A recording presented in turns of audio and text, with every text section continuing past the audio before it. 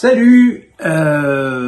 Bon, on va pas parler de Slovénie-Serbie parce que globalement on s'en fout un peu. Puis, de toute façon, je l'ai pas vu, j'étais à la piscine.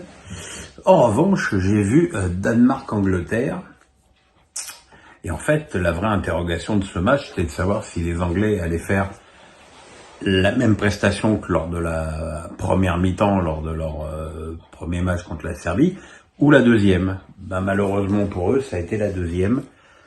Et la prestation des Anglais sur l'ensemble du match a été catastrophique, mais catastrophique. De toute façon, j'ai plutôt tendance à penser que Southgate est une énorme bille, mais avoir des joueurs aussi talentueux que Saka, Bellingham, Foden et Kane, et aussi mal les approvisionner, aussi mal les faire évoluer ensemble, il y a vraiment un problème. Alors Foden a été moins catastrophique que contre la Serbie, mais enfin on est quand même très très loin du rayonnement du joueur de Manchester City. Bellingham, qui avait fait une première mi-temps éblouissante, probablement la meilleure mi-temps d'un joueur depuis le début de cet Euro, a fait aujourd'hui un match très médiocre. En plus, il veut trop en faire, il veut trop être partout, ce que j'appelle un peu le syndrome sauveur de la nation. Pourtant, les Anglais ont ouvert le score assez rapidement, à 18e minute, sur un but de raccro de Kane. Mais tout de suite, on a senti que les Danois étaient plus dans le rythme, plus forts à l'impact que de leur premier match. Et ça n'a pas été finalement une surprise de voir Hugman égaliser à la 34e minute d'un joli tir de loin qui a touché l'intérieur du poteau. Et franchement, si on avait dû choisir un vainqueur sur la deuxième période, c'est plus vers les Danois que notre préférence serait allée. Voilà, c'est les Anglais qui étaient quand même considérés un petit peu comme faisant partie des grandissimes favoris de cet Euro, pour l'instant déçoivent beaucoup. Et j'imagine que la presse anglaise va s'occuper de leur cas avec la finesse qui les caractérise parfois.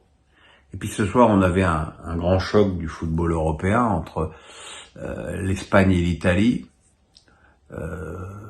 Malheureusement, enfin je dirais pas malheureusement, de match il n'y en a pas eu, parce que même si les Espagnols ne se sont imposés que 1-0 sur un but contre son camp de Calafiori, très franchement, la prestation espagnole a été merveilleuse. Mon Dieu, comme cette équipe a changé. Avant, c'était Busquets, Iniesta, Xavi, des joueurs de petit périmètre qui multipliaient les passes, qui jouaient au ballon qui rend fou. Et là, on a une équipe qui maintenant, au milieu de terrain, joue beaucoup dans la verticalité avec Rodri et surtout avec un joueur extraordinaire depuis le début de cet Euro, c'est Fabien Ruiz, que les supporters du PSG doivent avoir du mal à reconnaître. En même temps, il n'a pas exactement le même rôle qu'à Paris, où il est beaucoup plus cantonné sur le côté gauche. Là, même s'il y est quand même assez souvent, il a quand même un rayon d'action beaucoup plus vaste. Et puis surtout, la grande différence par rapport à la grande équipe d'Espagne, c'est qu'ils ont deux ailiers extraordinaires. Yamal, qui a mis un petit peu de temps à rentrer dans le match, non pas que ce soit vraiment de sa faute, mais le jeu espagnol portait beaucoup plus à gauche.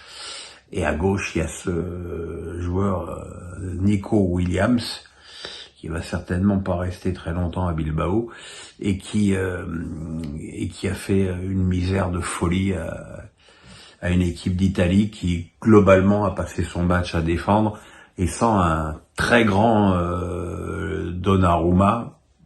Là aussi, c'est quand même curieux de noter que quasiment les deux meilleurs joueurs du match étaient deux joueurs du PSG. Le grand Donnarumma qui a empêché certainement une débâcle terrible à une équipe d'Italie qui n'a rien montré sur le plan offensif, et même dans la conservation du ballon, où les Espagnols les ont mangés du début à la fin. Et voilà, les Espagnols qui sont déjà qualifiés avec 2 victoires. Et on peut penser que les Italiens les rejoindront très prochainement lors de leur dernier match contre la Croatie. Voilà, c'était plutôt pas mal ce match ce soir, une équipe franchement d'Espagne très intéressante à voir jouer. Voilà mes petits amis, le pouce, on s'abonne et on se retrouve demain pour le match des Bleus.